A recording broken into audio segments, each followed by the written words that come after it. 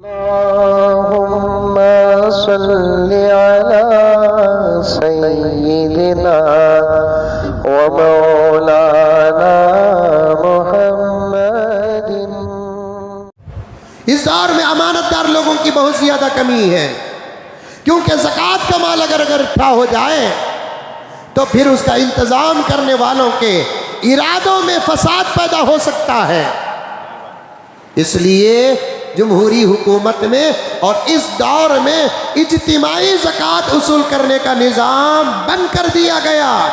वरना एक दौर में हज़रत मौलाना अबुल कलाम आज़ाद रहमतुल्लाहि अलैह इज्तिमाई ज़कात उसूल करने के कायल थे, और इस बात पर वो बहुत ज़्यादा ज़ोर देते थे कि उम्मत का ज़कात जैसे प्यारे आका के ज़माने में, अबू बकर के ज़माने में, उमर और उस्मान के ज़माने में और दीगर हज़रात उमरा व खुलफा के ज़माने में इज्तिमाई ज़कात उसूल होती थी, वैसे उसूल की जाए और बराबर उस ज़माने में जैसे काम होता था वैसे काम किया जाए, और बराबर बैतुल माल से गरीबों को वजीफ़े तय किए जाए, यतीमों को वजीफ़े तय किए जाए, बेवगान को वजीफ़े तय किए जाए, मुस्तहिक़ीन ज़कात को वजीफ़े तय किए जाए। अभी करीब में हमारे मुल्क आज़ाद होने के बाद हज़रत मौलाना अबुल कलाम आज़ाद रहमतुल्लाह अलैह इस काम पर बहुत ज़ोर दिया, चूँकि वो काम पर इत्तेफाक न हो सका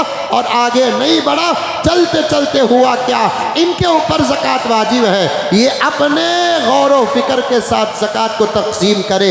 इनके ऊपर ज़कात अगर वाजिब है, ये अपने हल्के में ज़कात को तक़सीम करे। इनके ऊपर अगर ज़कात वाजिब है, ये अपने हल्के में सवाब दीद के साथ गौर व फिक्र के साथ ज़कात को तक़सीम करे।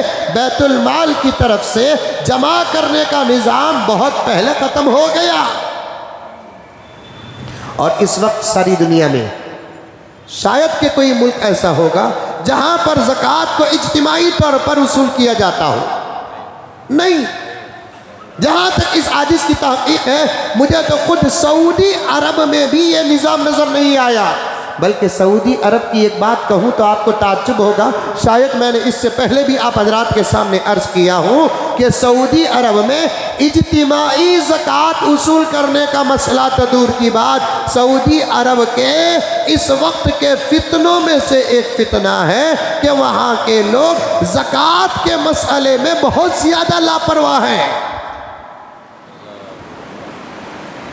वरना सऊदी के पास किस चीज़ की कमी है? पूरा अरब मालदार, बल्कि मैं कहता हूं वहां का गरीब भी यहां का अमीर है, क्योंकि वहां के रुपये की कीमत बड़ी है। बहुत कम गरीब है वहां पर, 2-4% भी गरीब नहीं वहां पर, सबके सब मालदार अल्हम्दुलिल्लाह। अल्लाह और दे और दे और दे, कोई हसद नहीं, इनाद नहीं, बग़्ज़ नहीं, जलन नहीं, और दे अल्लाह तबारक व तआला। लेकिन मसला ये है कि वहाँ पर ज़कात की अहमियत बहुत कम होती जा रही है। वरना हाजी साहब ये आजिज़ कहता है सऊदी अरब अपने ज़कात को जमा करे, सालाना एक एक मुल्क के गरीबों पर वो तक़सीम करे, शायद हर साल एक एक मुल्क के मुसलमानों की गरीबी का खात्मा हो जाएगा। सऊदी अरब अपनी ज़कात को जमा करे, अपने मुल्क को छोड़कर दुनिया के दूसरे गरीब मुल्कों के मुसलमानों के मसाइल के हल के लिए मैदान में उतर जाए, तो उस मुल्क के मुसलमान उस मुल्क के माइनॉरिटी बजट से बेपरवाह हो जाएंगे। अभी हमारे कर्नाटक के अंदर रियासत में जब बजट तक़सीम हुआ, 4200 करोड़ रुपए का बजट तक़सीम हुआ, कुछ लोग तो इतना खुश हो गए, इतना खुश हो गए, इतना खुश हो गए, यूँ मालूम होता है कि उनको जन्नत की नेमतें मिल चुकी हैं। चर्चे पर चर्चे हो रहे हैं। हमारा हाल कैसा मालूम?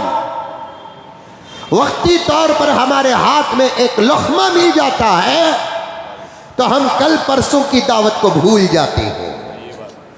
ये हाल है हमारा हिमाकत का।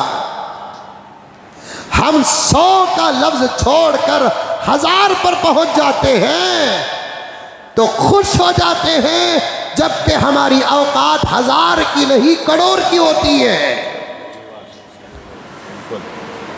लेकिन हम पागल बन बैठे, जिताने वाले हम, इत्तेफाक के साथ साथ देने वाले हम, और बजट हमको खैरात की तरह मिलता है। यूं मालूम होता है कि एहसान किया जा रहा है। 2 बातें बीच में आ गई तो अर्ज करता चलूं। एक बात क्या, बजट तो तय होता है कम या ज्यादा, लेकिन पहुंचता किसे, यह सवाल का जवाब शायद कि आज तक कोई नहीं दिया। बजट पास तो होता है, तय तो होता है, कम और ज्यादा को छोड़ो अपनी जगह पर, क्या वो पहुंचता है? जिसके नाम बजट जाता है क्या उस तक पहुंचता है? और दूसरी बात कि कर्नाटक का परसेंटेज अगर मुसलमानों का उठा ले तो फिर बजट में जो हिस्सा मिलता है यह मुसलमानों के साथ मजाक होता है। और मुल्क में मुसलमानों के लिए और अक़लियत के लिए और मिनॉरिटी के लिए जो बजट तय होता है वो मुल्क के मुसलमानों के परसेंटेज के सामने एक ज़बरदस्त मजाक होता है, और हम बर्दाश्त करते जा रहे हैं। अर्ज इसे रखो अपनी जगह पर, फिर किसी मौके पर अर्ज किया जाएगा। अर्ज करना यह है कि अगर जज़ीरतुल अरब, सऊदी अरब अपनी ज़कात को जमा करें, अमानतदार लोगों के साथ मिल जाए, दुनिया के एक एक मुल्क को तय कर ले, एक साल हिंदुस्तान का नंबर, एक साल किसी और मुल्क का नंबर, एक साल सूडान का नंबर। अरे मेरे प्यारो, इस साल हिंदुस्तान छोड़ो, मिस्र छोड़ो, सूडान छोड़ो, तुर्की छोड़ो, अफगानिस्तान छोड़ो, पाकिस्तान छोड़ो, अगर जज़ीरतुल अरब इस साल अपने ज़कात का मुत्तफ़िक़ा फ़ैसला फ़लस्तीन के हवाले कर दे, फ़लस्तीन के आबाद होने में 2-4 महीने का वक्त भी नहीं लगेगा।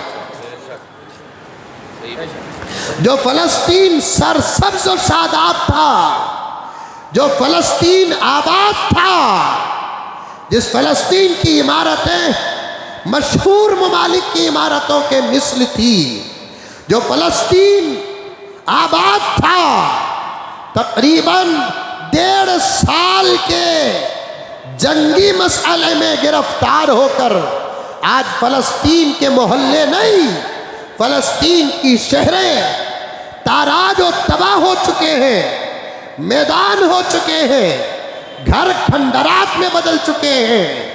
अब फिर आबादी के लिए पता नहीं कि कितने साल लगेंगे, कितना अरसा लगेगा। फिर अहले फ़लस्तीन को उतना पैसा कमाना है, फिर घरों को तामीर करना है, मोहल्ले आबाद करना है, शहर आबाद करना है। अल्लाह की कुदरत में कोई बड़ी बात नहीं, देता है अल्लाह ताला तो लम्हात में दे देता है, लेकिन एक हमारी अकल और एक दुनिया का निज़ाम अगर सामने रखेंगे तो फ़लस्तीन के आबाद होने में तकरीबन 15-20 साल का या उससे भी ज़्यादा का अरसा लग सकता है। लेकिन मेरे प्यारों, इस बात का साथ दो कि इस साल अगर जज़ीरतुल अरब, सऊदी अरब अपने तमाम मुसलमानों का ज़कात को इकट्ठा करके फ़लस्तीन के नाम कर दे तो फ़लस्तीन फिर आबाद होने में 4-5 महीने का अरसा भी लगेगा नहीं। अल्लाह ताला ने ज़कात में वो बरकत दी है।